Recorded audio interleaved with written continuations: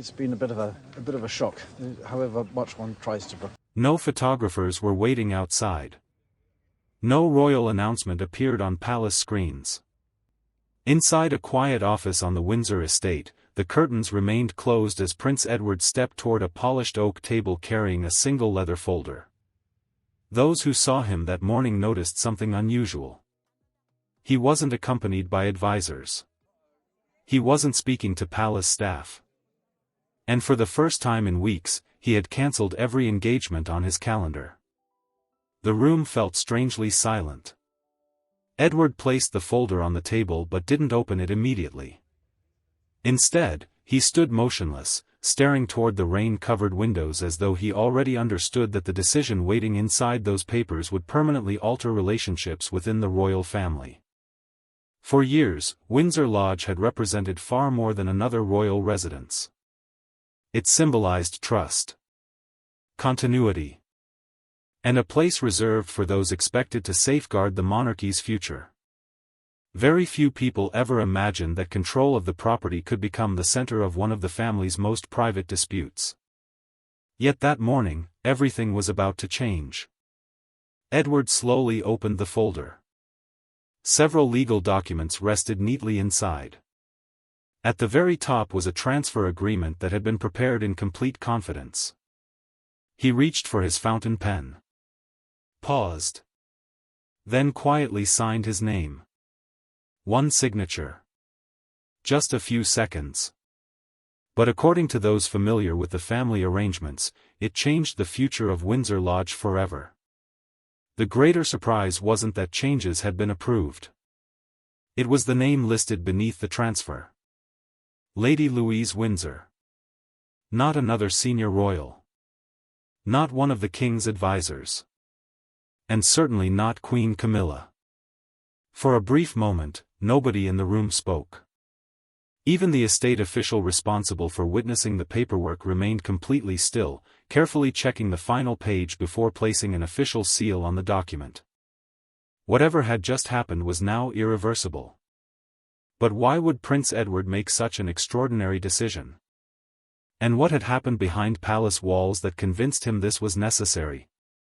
Before we uncover the events that led to this remarkable moment, make sure you're subscribed and turn on notifications so you never miss our latest royal family updates. Only a handful of people knew the meeting had even taken place. No press release was prepared. No photographers documented the occasion. Even several palace staff members believed Edward was attending routine estate business. Instead, something far more significant had unfolded.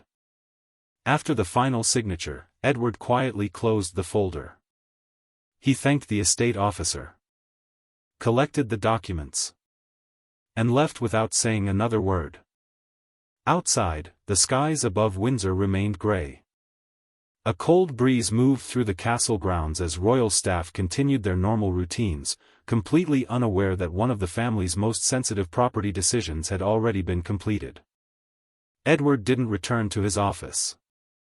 Instead, he walked toward another building where someone had been asked to arrive without explanation. Lady Louise. She entered expecting an ordinary conversation with her father. Perhaps another discussion about future responsibilities. Or one of his familiar reminders about balancing private life with royal duty. Instead, Edward invited her to sit. For several seconds, neither of them spoke.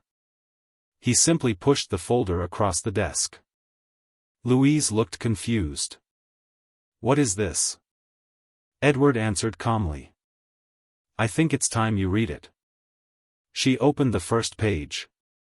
At first, nothing seemed unusual. Then she reached the section identifying the future custodian of Windsor Lodge. Her own name appeared.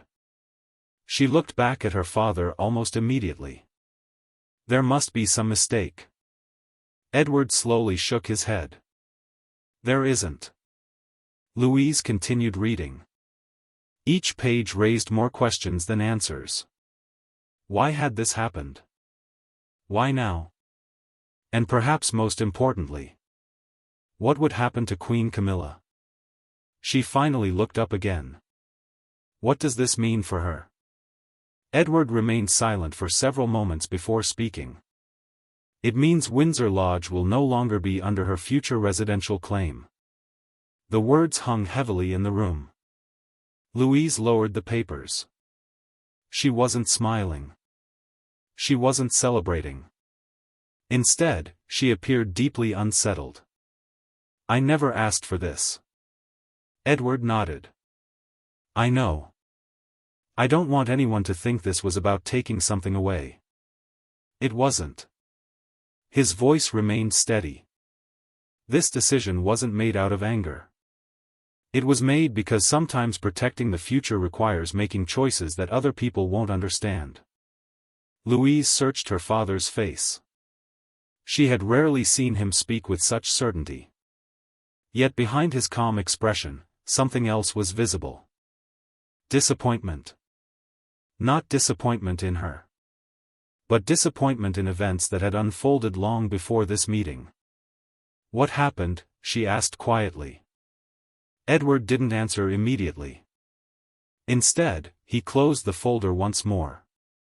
There are things you still don't know. And before you judge today's decision, you deserve to understand everything that came before it. Louise leaned back silently. For the first time that afternoon, she sensed this wasn't really about Windsor Lodge. The property had simply become the final chapter of a much longer story. A story that began months earlier. Long before lawyers became involved. Long before official documents were prepared. Long before anyone imagined that one decision would place father and daughter at the center of an unexpected royal controversy. Edward stood and walked toward the window overlooking the Windsor grounds.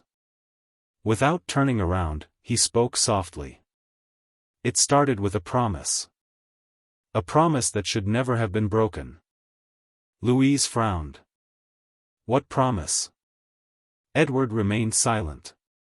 Outside, the bells from Windsor could be heard echoing across the estate. Inside the room, the answer remained unspoken. And that silence would prove more powerful than any explanation. Edward remained standing beside the window. For several long moments, he said nothing. Lady Louise waited patiently, knowing her father rarely spoke before carefully choosing every word. Finally, he turned toward her. It wasn't Windsor Lodge that started this. It was trust. His voice remained calm, yet there was unmistakable disappointment behind every sentence. There was a time when I believed everyone understood why this house mattered. Louise listened without interruption. Edward slowly walked back toward the desk before placing one hand on the closed folder. Windsor Lodge has never been about luxury. It has always represented continuity. A place preserved for those willing to protect the institution instead of themselves. He paused. Your grandmother understood that better than anyone. Louise immediately knew who he meant. Queen Elizabeth II. Edward smiled faintly as memories returned.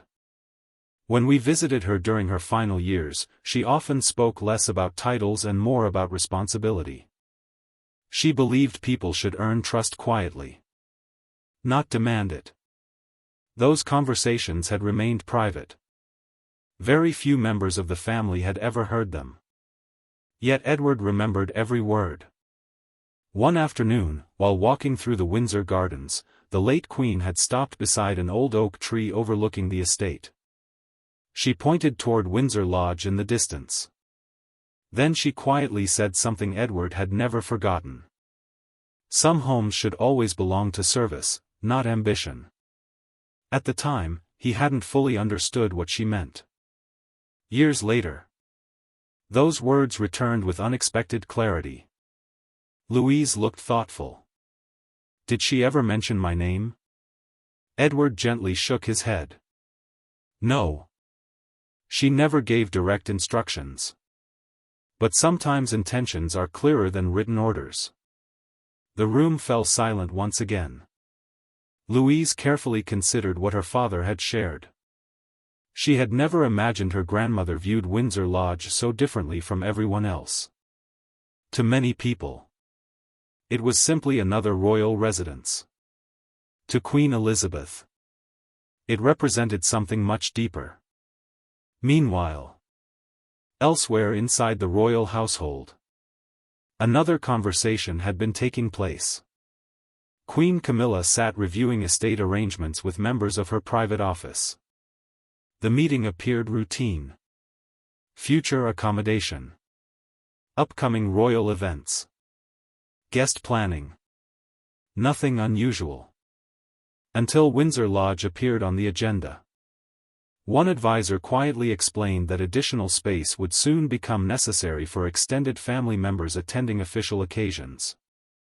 Camilla listened carefully. Then asked a simple question. If permanent arrangements became available, could the lodge be adapted?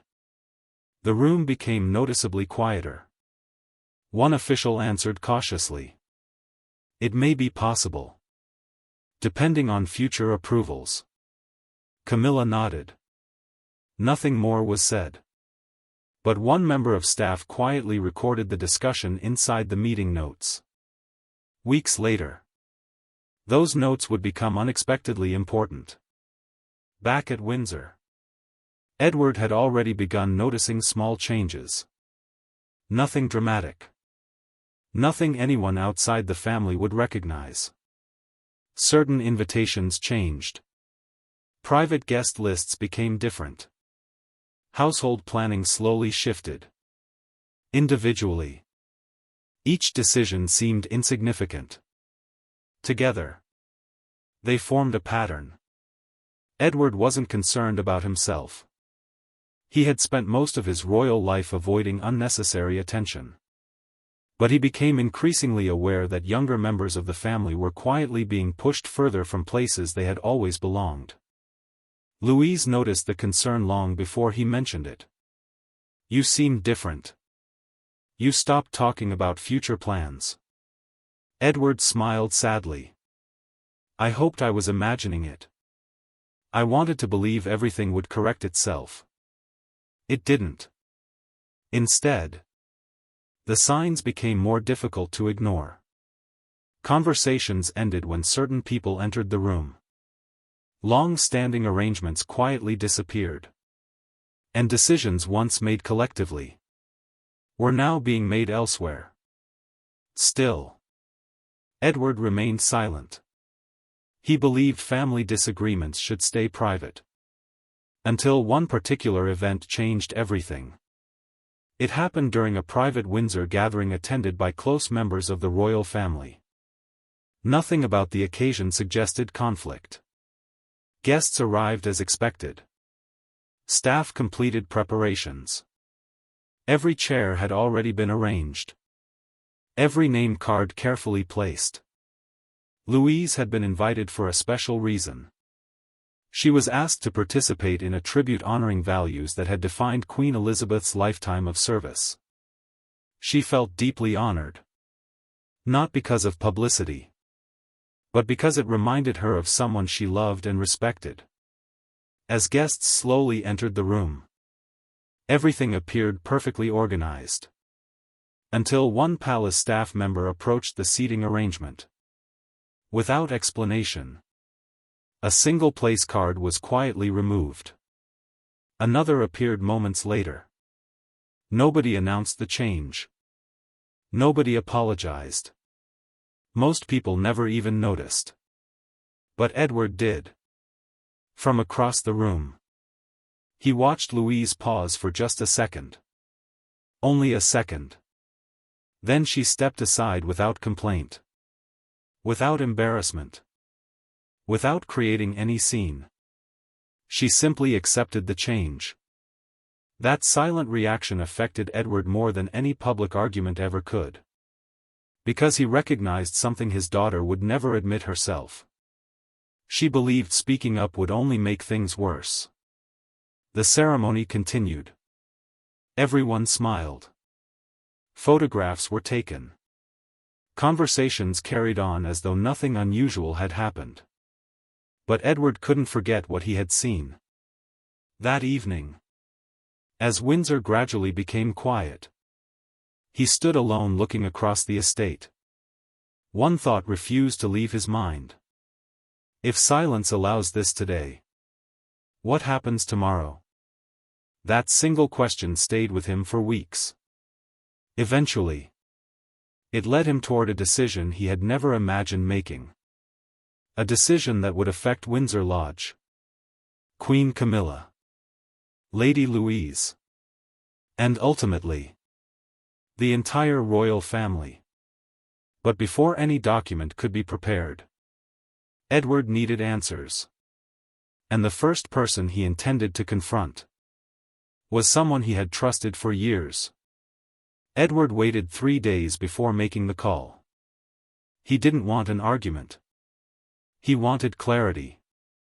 If there had been a misunderstanding, he hoped it could still be resolved quietly, away from headlines and palace gossip. Late that afternoon, a message was delivered requesting a private meeting with Queen Camilla. No advisors. No private secretaries. Just the two of them. The meeting took place inside a small drawing room overlooking the Windsor Gardens. Rain tapped gently against the windows as Camilla entered with her usual composed expression. She greeted Edward politely.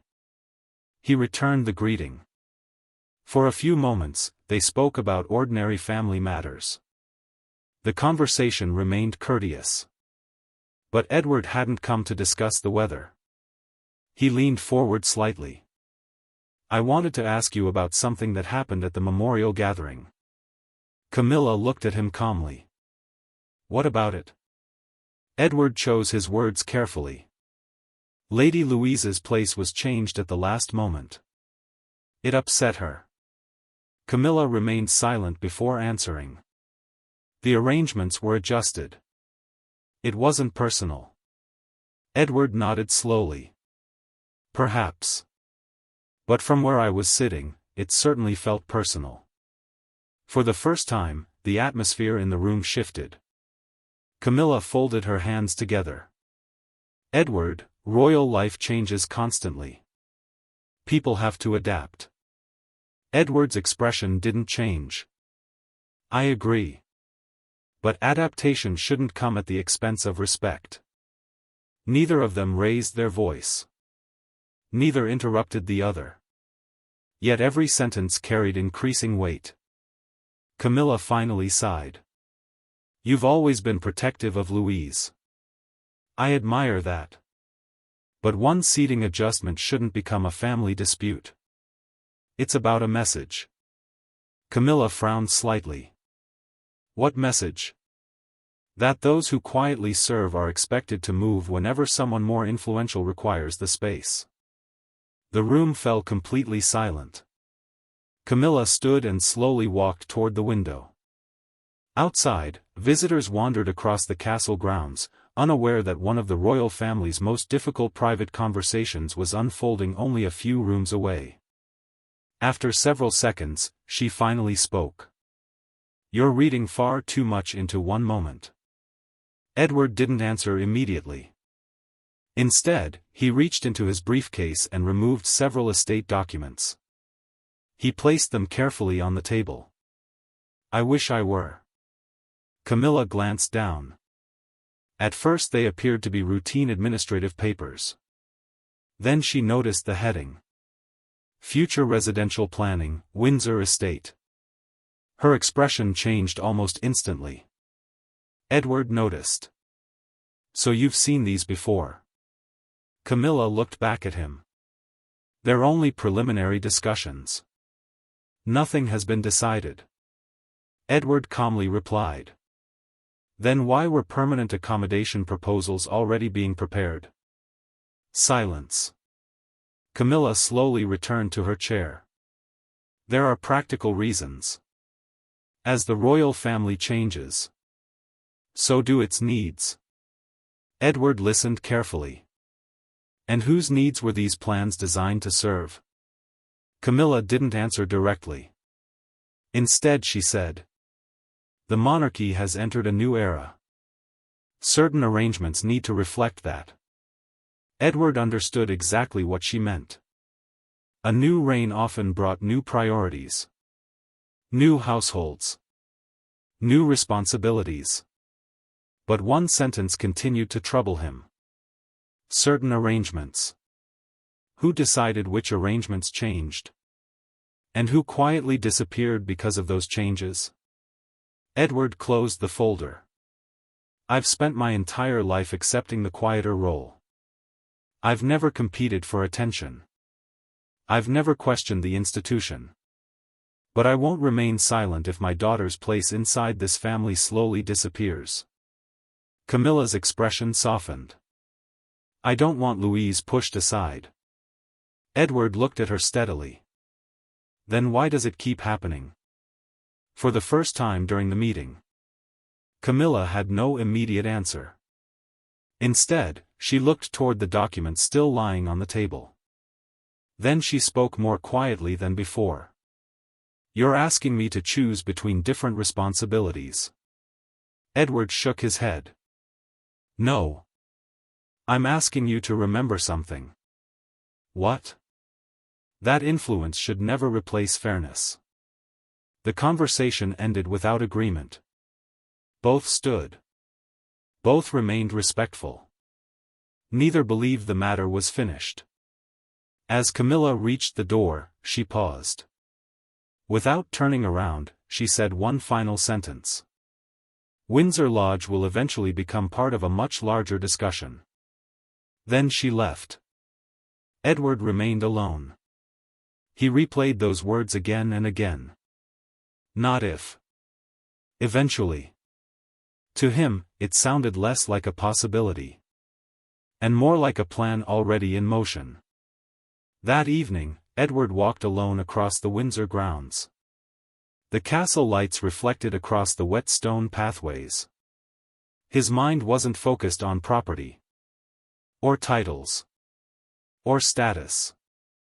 It was focused on Louise. If the future was already being decided behind closed doors, how much time remained before those decisions became impossible to reverse? The following morning, Edward requested access to historical estate records. Not because he wanted conflict. Because he needed certainty. If Windsor Lodge truly carried the purpose he believed Queen Elizabeth had intended, there had to be something preserved inside the archives. Something more than memories. Something that could explain why this residence had always been treated differently. Hours later, an estate archivist unlocked a cabinet rarely opened. Inside were decades of correspondence, planning notes, and handwritten observations connected to Windsor properties. Edward carefully lifted the first file. He had no idea. That one forgotten document inside that archive would completely change the course of everything that followed. The archive room had remained untouched for decades. Dust covered the wooden shelves. Leather-bound files rested inside glass cabinets, each one preserving a small piece of royal history that few people would ever read. Edward stepped inside quietly. The estate archivist placed a single storage box on the long oak table before leaving the room. You'll have complete privacy, Your Royal Highness. The heavy door closed behind him. For several seconds, Edward simply stared at the box. He wasn't searching for evidence against anyone. He wanted reassurance. Something that would tell him his concerns had been misplaced. Slowly, he lifted the lid. Inside were estate maps, handwritten correspondence, maintenance records, and private notes dating back many years.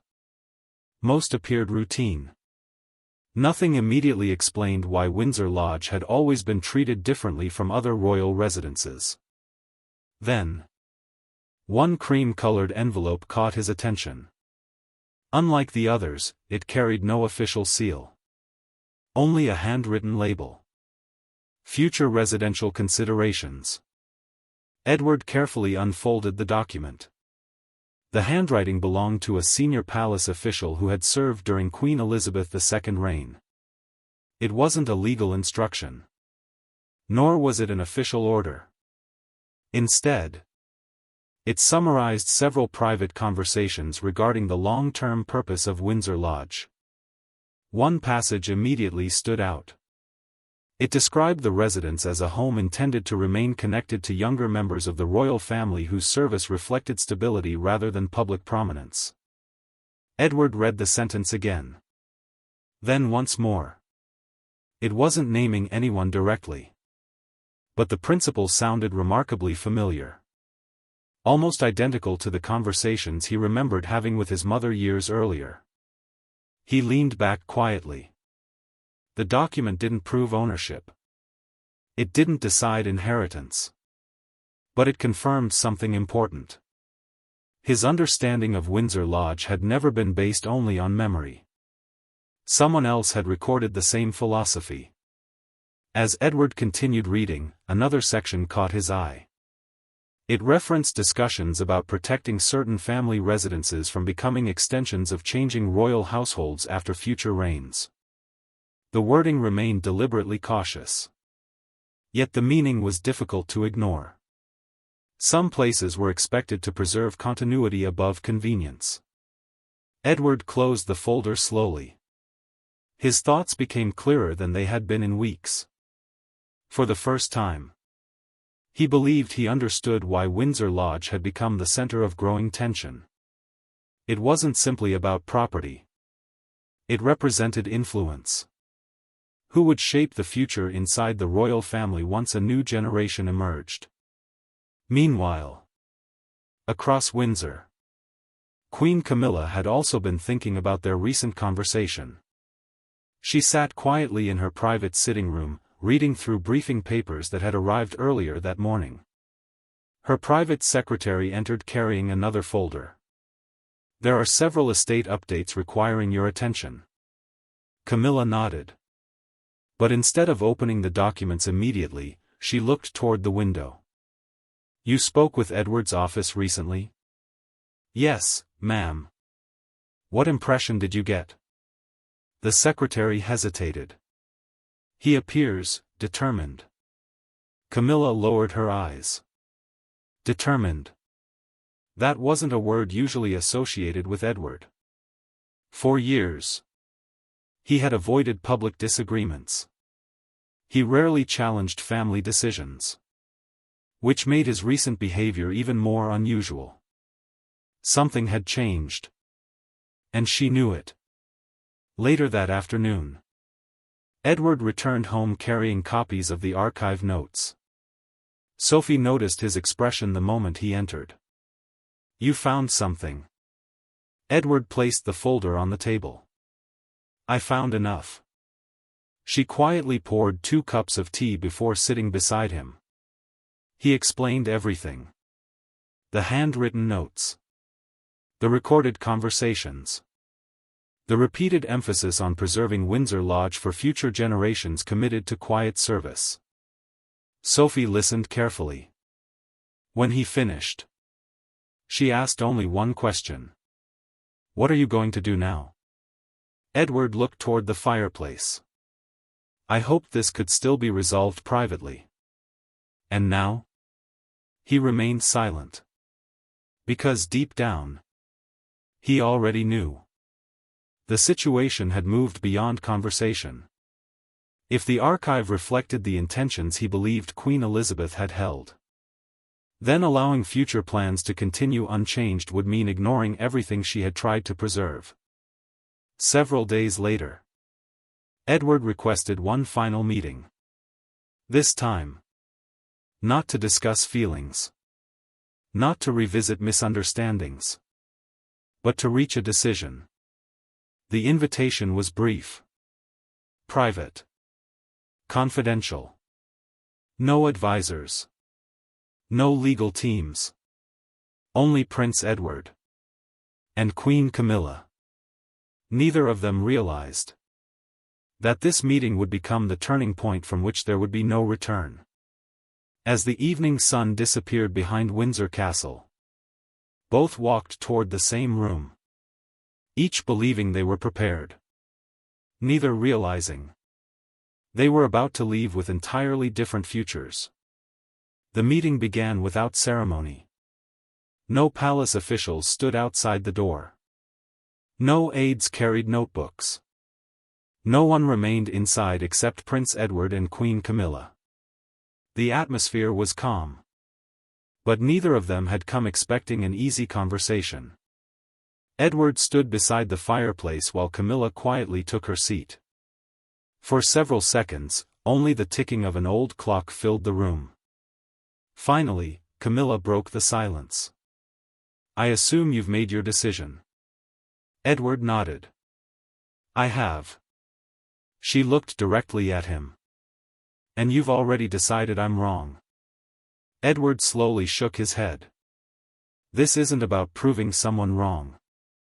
It's about protecting something that shouldn't be changed." Camilla folded her hands. "You keep talking about protection. But from whom?" Edward answered immediately. "From the slow disappearance of the values that built this family." The words hung heavily between them. Camilla leaned back. "You honestly believe I've threatened those values?" "I believe intentions can change without people realizing it." She frowned. "That's not an answer." Edward remained calm. "Sometimes the greatest changes happen quietly. One adjustment. One exception. One decision after another. Until eventually nobody remembers how things used to be." Camilla looked toward the window. Outside, the evening sun was beginning to disappear behind Windsor Castle. "You think I've been trying to claim Windsor Lodge?" Edward didn't answer at first. Instead, he placed the archive papers on the table. "I think plans were already moving in that direction." Camilla glanced at the documents. "They're observations. Not legal instructions." "I know. But they reveal the original purpose of the residence." She sighed. "Edward, families evolve. So does the monarchy. What worked 30 years ago doesn't always work today." Edward stepped closer. "I agree. But evolution should never erase intention." Silence returned. Camilla finally stood. "If Windsor Lodge eventually supports more members of the king's household, is that really such a terrible thing?" Edward looked directly into her eyes. "It depends on whether those changes happen through service or through influence." For the first time, Camilla's expression hardened. "You believe I'm acting for influence?" "I believe everyone has people they want to protect. And that's understandable. But Windsor Lodge was never meant to become anyone's private advantage." The Queen remained perfectly still. Then she asked quietly, "What about Louise? Isn't this simply your way of protecting your own daughter?" Edward smiled sadly. "Of course I want to protect her. She's my daughter. But this decision isn't about giving her power. It's about making sure she never has to compete for dignity." Those words changed the room. Camilla lowered her eyes for several moments. Then she spoke almost in a whisper. "You know what frightens me?" Edward remained silent. "I've spent years trying to earn acceptance. Years. And sometimes it still feels temporary." Edward understood. Perhaps more than she expected. He had witnessed public criticism, private tension, years of scrutiny. He knew none of it had been easy. But he also knew fear couldn't become the foundation for future decisions. No one should have to fight forever to belong. Edward said gently. "But belonging shouldn't require someone else stepping aside." Camilla slowly nodded. Neither of them believed the other was acting out of hatred. That made the conversation even more painful. Because both believed they were protecting the future. Just in completely different ways. Several minutes passed before Edward reached into his leather folder. He removed a final document. Unlike the archive notes, this one carried official seals. Prepared. Witnessed. Ready. Camilla immediately recognized what it was. The transfer. Edward quietly placed it on the table. It hasn't been registered yet. There is still time. She looked at him carefully. Time for what? For us to avoid making this public. Camilla read the first page slowly. Then the second. As she reached the final section, she stopped. The future custodian had already been named. Lady Louise Windsor. She closed the document. You've already chosen. Edward answered honestly. Yes. Camilla looked toward the fireplace before speaking again. Does Charles know? Edward remained silent for several seconds. He will. But after today. The answer surprised her. So you're not asking for permission? No. I'm accepting responsibility. Those words settled heavily across the room. Camilla stood. She walked slowly toward the door. Before leaving, she turned one final time. If you do this, the family won't be the same. Edward nodded. I know. She studied him quietly, almost searching for hesitation. There was none. Without another word, she left. The heavy wooden door closed softly behind her. Edward remained standing alone. He looked down at the unsigned transfer. Then toward the archive notes resting beside it. He understood exactly what the coming days would bring. Questions. Headlines. Disagreement. Perhaps even resentment. But some decisions could no longer be postponed.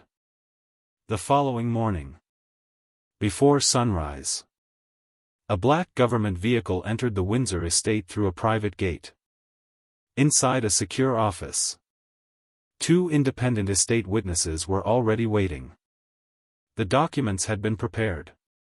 The registry book lay open. Only one signature remained. Edward picked up his fountain pen. For a brief moment, he hesitated. Not because he doubted the decision, but because he understood its consequences. Then, he lowered the pen to the paper and signed. The room fell completely silent. Outside, life at Windsor continued as normal. Inside, everything had changed. The transfer was complete. The signatures had been witnessed. The estate records had been updated. For the first time in years, the future of Windsor Lodge had officially changed. But one person had not yet spoken. King Charles. Edward knew the moment would come. Sooner or later, his brother would receive the completed file. And when he did, there would be no simple solution. Late that afternoon, a sealed envelope arrived at the king's private office. His principal secretary placed it carefully beside a stack of government papers. Your Majesty, this requires your personal attention. Charles looked up.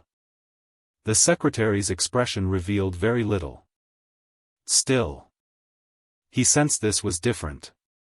After the room emptied, Charles broke the seal. Inside was the complete transfer file.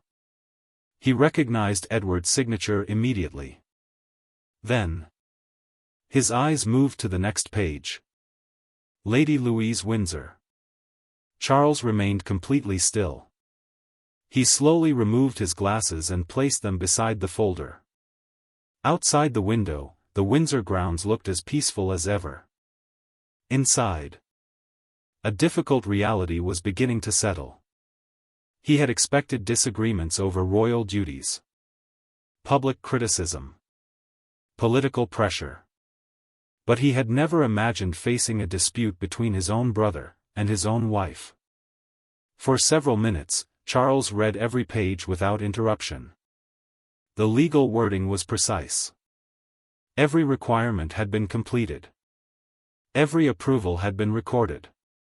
Nothing appeared rushed. Nothing suggested emotion had replaced procedure. Edward had prepared everything carefully. Charles leaned back quietly. His brother hadn't acted impulsively. He had planned this for weeks. Perhaps months. The king closed the file. His thoughts drifted toward memories of their mother. Queen Elizabeth had often reminded her children that some decisions would never satisfy everyone. The crown survives because duty comes before comfort. It was a sentence Charles had heard countless times growing up. Now, it echoed in his mind once again. A gentle knock interrupted his thoughts. Camilla entered. She immediately noticed the file resting on the desk. "You've seen it?" Charles nodded. "I have." She crossed the room slowly before sitting opposite him. For a few moments, neither of them spoke. Finally, Camilla asked the question she had carried since leaving Edward's meeting. "Can it be reversed?" Charles looked down at the documents. Then back at her. "I don't know." It wasn't the answer she expected. "You don't know. Or you won't." Charles sighed quietly. "There's a difference." Camilla remained silent. "The transfer follows the estate arrangements exactly as they're written." He continued. "It wasn't done carelessly. Edward made certain of that." Camilla looked disappointed.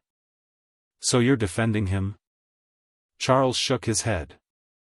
"I'm trying to understand him." She stood and walked toward the window.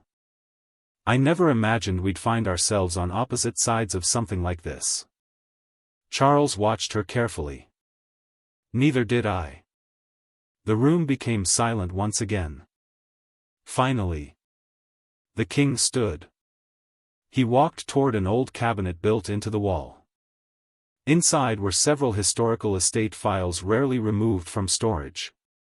Charles selected one thin leather folder. He placed it beside Edward's transfer documents. "This contains earlier guidance concerning Windsor residences." Camilla looked at him. "Will it help?" "I hope so." Together, they reviewed page after page. Estate notes.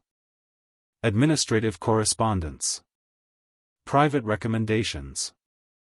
Most referred only to maintenance and occupancy. Until one handwritten note appeared. The sentence was brief, but unmistakable. It spoke about preserving certain residences for future generations whose commitment to service outweighed public status. Camilla read it twice. Then quietly closed the folder. "So that's what Edward believes." Charles nodded slowly. "Yes. And now I understand why." Neither document ordered the transfer. Neither named Lady Louise. But together, they explained Edward's reasoning.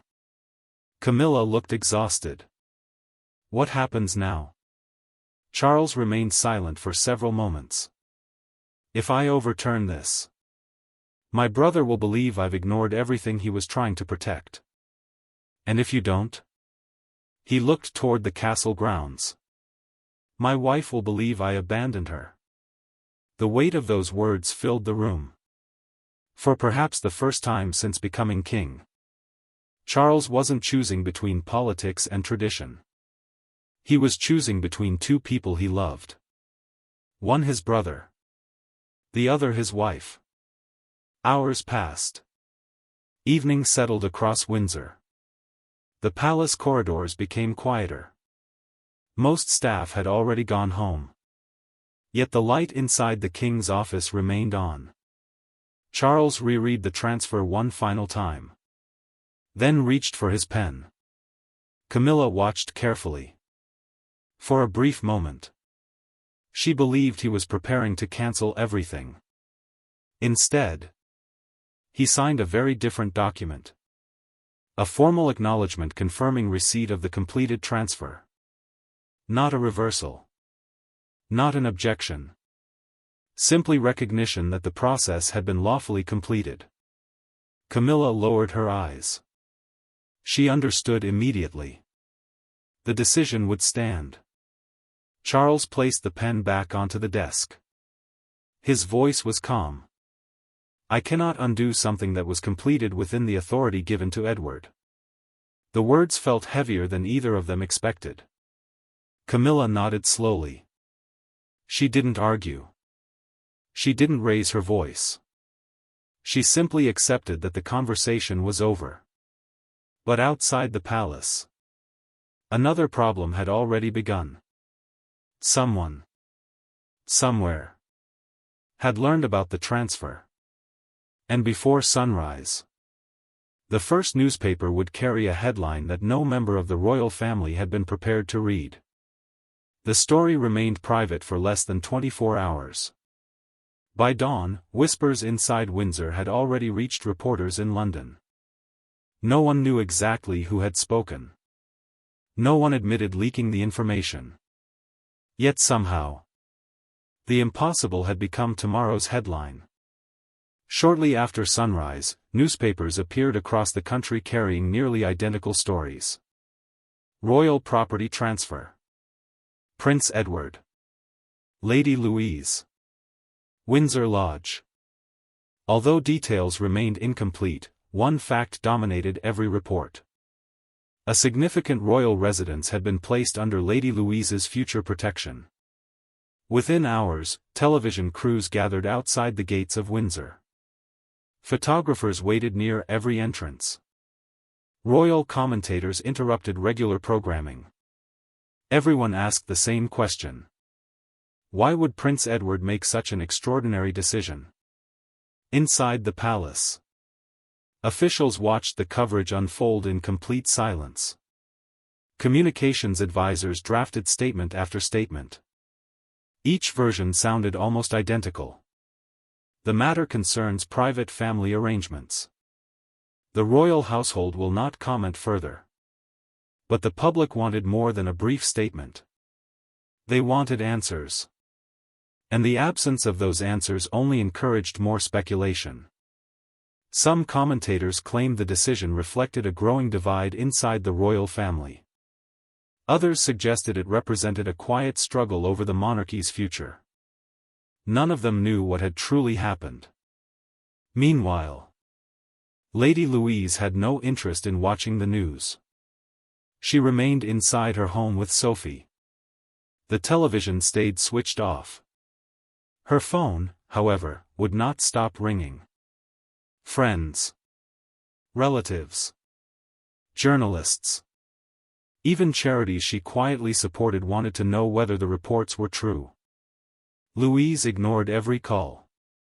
Finally, Sophie entered carrying a cup of tea. You don't have to answer anyone today. Louise looked exhausted. I never wanted any of this. I know.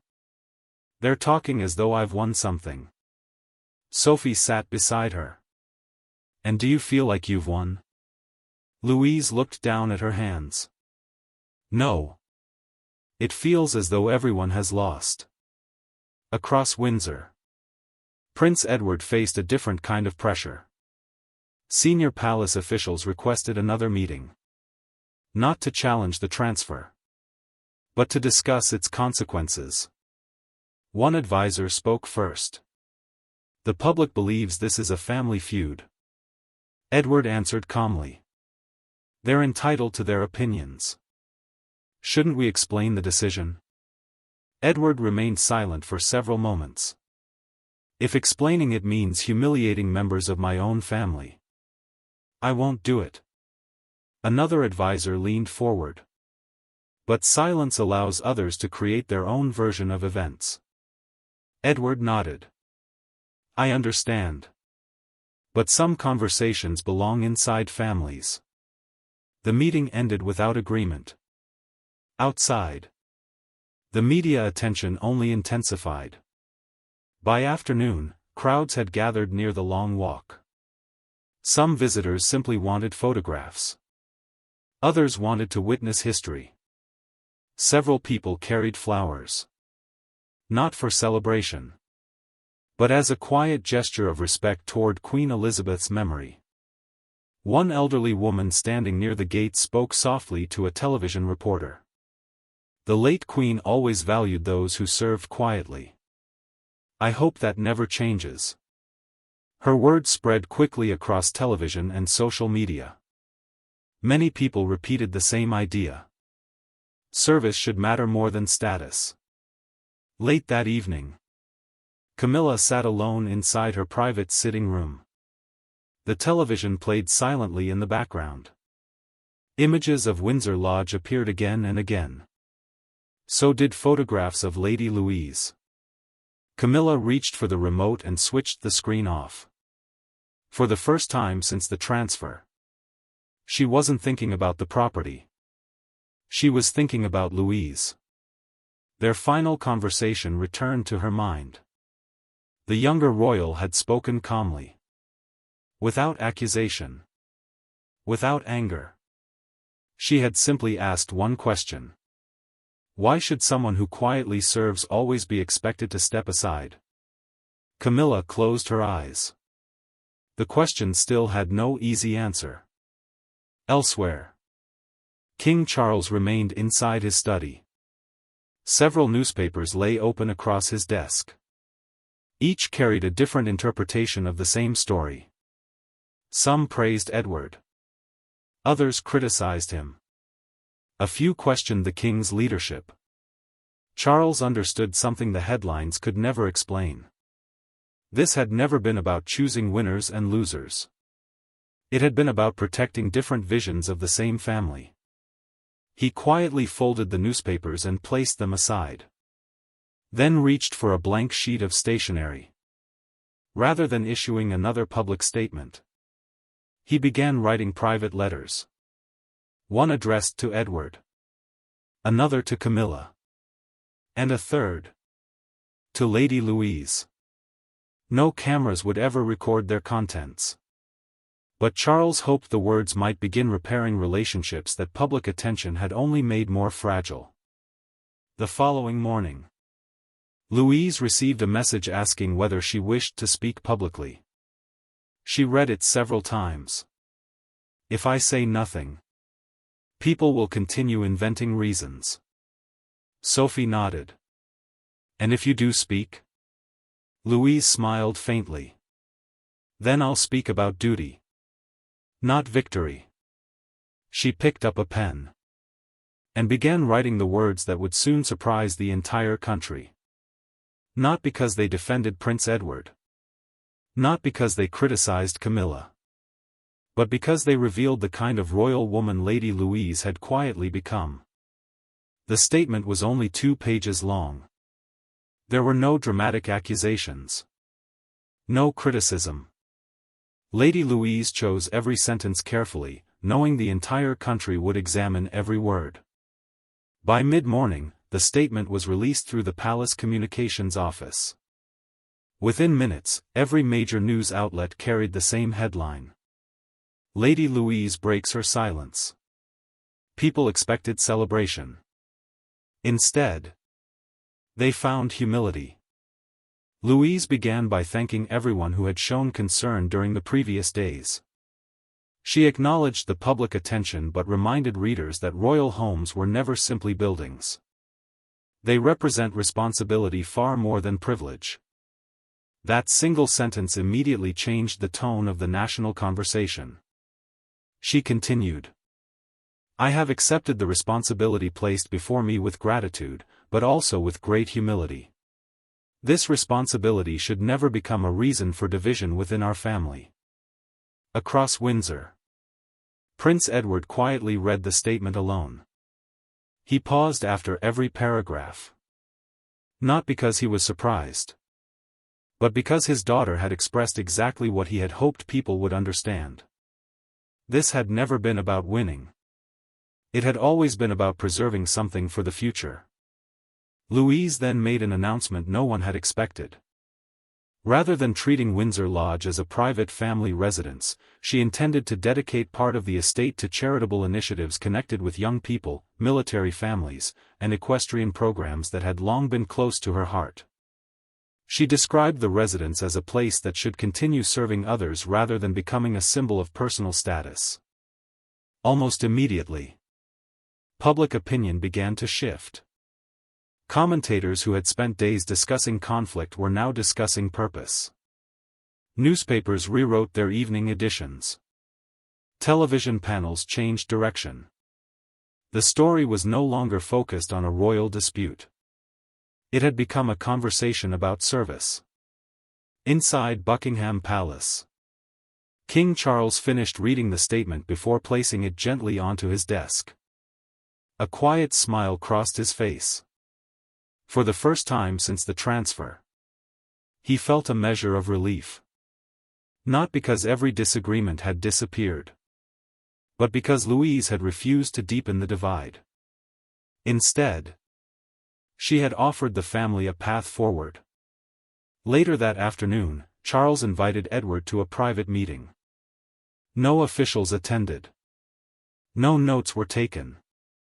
The brothers spoke for nearly an hour.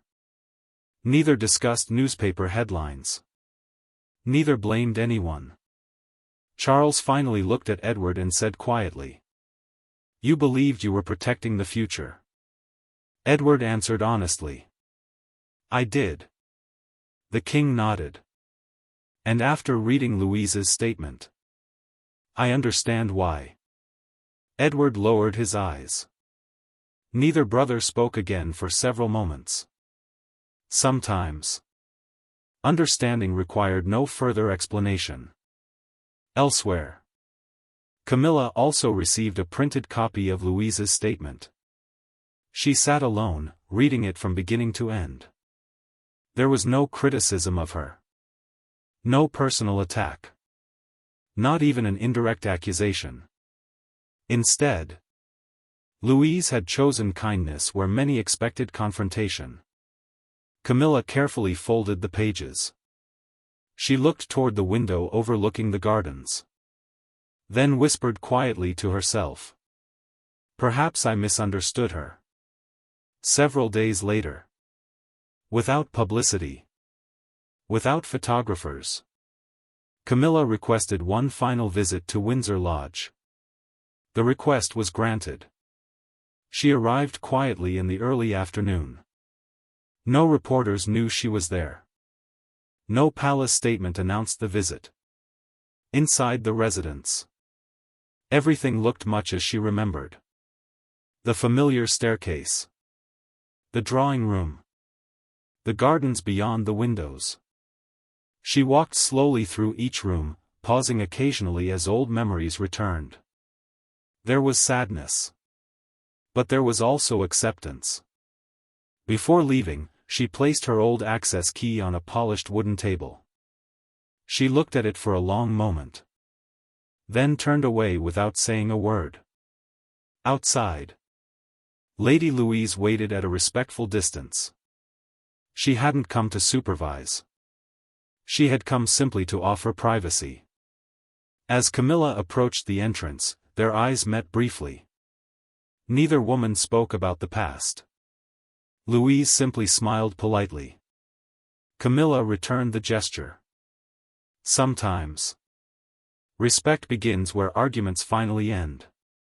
Weeks later, the first charitable event at Windsor Lodge quietly took place. Young people from military families visited the estate. Volunteers welcomed them. The atmosphere felt warm. Hopeful. Exactly as Louise had imagined. Prince Edward watched from a distance. He saw children laughing across the gardens. Families enjoying the grounds together. In that moment, the house no longer represented controversy. It represented purpose. Perhaps that had been its greatest future all along. As the evening sun settled over Windsor, Edward stood beside the gardens where generations of royal history had unfolded. He realized something important. Buildings do not protect traditions. People do. Titles do not preserve legacies. Character does. And true service rarely demands recognition. It simply continues quietly, long after the headlines have disappeared. Thank you for watching. If you enjoyed this story, don't forget to like, subscribe, and turn on notifications for more royal family updates. We'll see you in the next video.